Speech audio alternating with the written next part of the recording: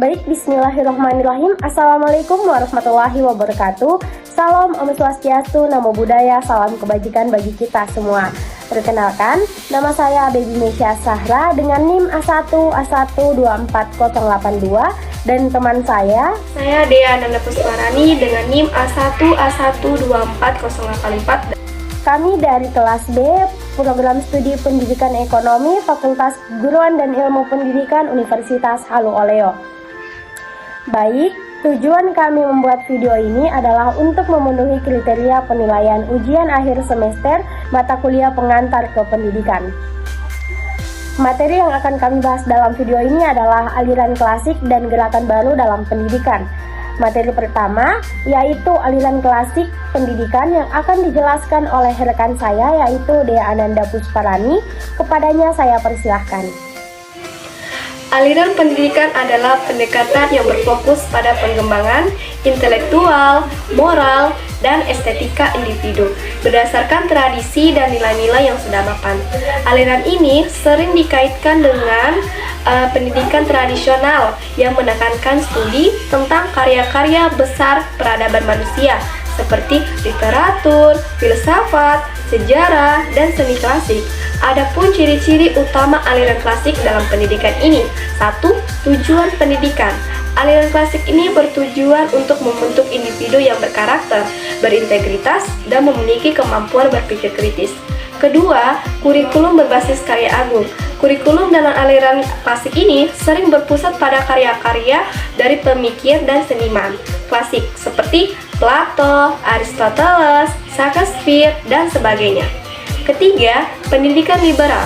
Aliran klasik ini mengusung konsep liberal arts, yaitu pendidikan yang mencakup bidang ilmu humaniora, logika, retorika, matematika, dan ilmu alam. Hal ini bertujuan untuk memberikan wawasan yang luas dan kemampuan berpikir multidisipliner. Keempat, penekanan pada logika dan retorika. Aliran ini menekankan pentingnya logika atau berpikir rasional dan retorika atau kemampuan menyampaikan ide sebagai bagian dari pendidikan. Kelima, guru sebagai pemandu. Dalam aliran klasik ini, guru dipandang sebagai otoritas yang membimbing siswa untuk memahami materi yang diajarkannya. Dan yang terakhir, yaitu pendidikan karakter. Selain intelektual, pendidikan klasik juga menekankan pembentukan karakter moral, yaitu siswa diajarkan untuk memiliki nilai-nilai seperti kebajikan, kebenaran, dan keindahan. Jadi, aliran klasik ini masih memiliki relevansi dalam dunia pendidikan modern, terutama untuk mereka yang ingin menggali pengetahuan mendalam tentang filsafat, sejarah, dan kebudayaan. Namun, penerapannya ini seringkali perlu disesuaikan dengan kebutuhan dan tantangan zaman. Baik, itulah pemaparan materi dari teman saya mengenai aliran klasik pendidikan. Selanjutnya, pemaparan materi mengenai gerakan baru dalam pendidikan yang akan dijelaskan oleh saya sendiri. Gerakan baru dalam pendidikan mencangkup pendekatan inovatif yang bertujuan untuk meningkatkan pembelajaran dan relevansi pendidikan. Berikut adalah gerakan baru dalam pendidikan beserta masalah tradisional, solusi, dan juga dampaknya. Yang pertama ada Jendewei, yaitu pembelajaran aktif. Masalah tradisionalnya yaitu siswanya hanya aktif dalam menghafal tetapi tidak memahami materi, sehingga menimbulkan solusi teori learning by doing yang menekankan pemahaman langsung seperti project based learning. Dampaknya yaitu membuat pembelajaran lebih relevan dengan kehidupan nyata. Contohnya, dalam pelajaran biologi, siswa belajar mengenai ekosistem dengan membuat proyek taman sekolah yang dimana mereka menanam, merawat, serta mencatat hasil pengamatannya sendiri. Sehingga metode ini menggantikan metode ceramah tradisional.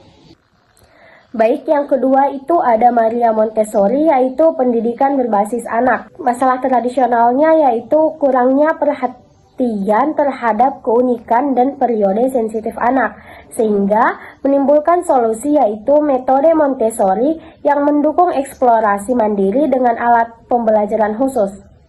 Yang berdampak, anak-anak menjadi lebih disiplin, fokus, dan antusias belajar. Contohnya yaitu anak-anak di kelas berhitung menggunakan manik-manik, belajar membaca dengan huruf yang diraba, serta melatih keterampilan hidup seperti mengikat tali sepatu. Yang ketiga ada Giant Piaget, yaitu teori perkembangan anak. Masalah tradisionalnya yaitu seringnya mengabaikan perkembangan kognitif anak, sehingga menimbulkan solusi yaitu kurikulum yang disesuaikan dengan perkembangan anak.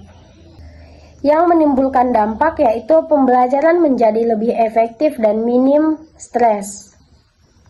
Contohnya yaitu guru SD mengajarkan matematika kepada kelas 2 menggunakan balok warna-warni. Ini disesuaikan dengan tahap operasional mereka, di mana siswa lebih mudah memahami konsep dengan benda yang nyata.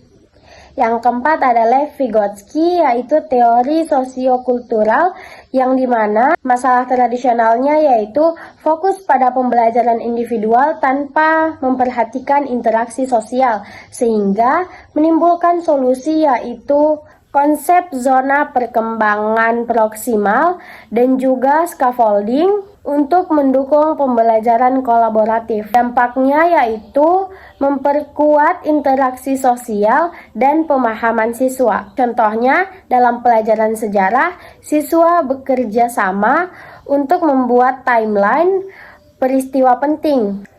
Guru memberikan petunjuk awal, tetapi siswa harus berdiskusi dan berbagi informasi untuk menyelesaikan tugas. Yang terakhir ada Howard Gardner, yaitu kecerdasan majemuk. Masalahnya yaitu kecerdasan siswa diukur hanya melalui IQ. Solusinya, pengakuan terhadap 8 jenis kecerdasan seperti linguistik, logika, matematika, musikal, dan interpersonal. Dampaknya yaitu kurikulum dan metode pembelajaran yang lebih beragam. Contohnya yaitu dalam kecerdasan linguistik itu membuat puisi, kecerdasan musikal itu membuat lagu yang tata bahasa, kecerdasan spasial membuat peta visual. Metode ini memungkinkan siswa belajar sesuai dengan kecerdasan mereka. Gerakan-gerakan ini telah menginspirasi banyak perubahan dalam pendidikan modern, seperti pengembangan pembelajaran proyek, penyesuaian kurikulum, dan pengakuan terhadap berbagai jenis kecerdasan. Itulah tadi materi dari kami berdua. Kami ucapkan terima kasih dan semoga ilmu yang kami paparkan dapat berguna untuk teman-teman sekalian. Kami ucapkan wabillahi taufiq wal hidayah. Wassalamualaikum warahmatullahi wabarakatuh.